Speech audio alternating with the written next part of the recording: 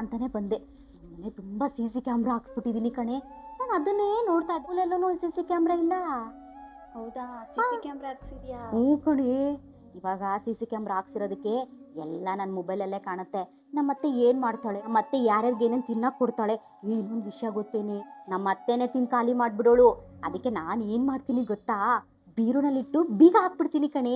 ನೀನು ಹಾಗೆ ಮಾಡು. ಇಲ್ಲ ಏನು ಗೊತ್ತಾ, ಶುಗರ್ ಬರ್ಸ್ಕೊಂಡ್ಬಿಡ್ತಾರೆ ಸ್ವೀಟ್ ತಿಂದು ತಿಂದು.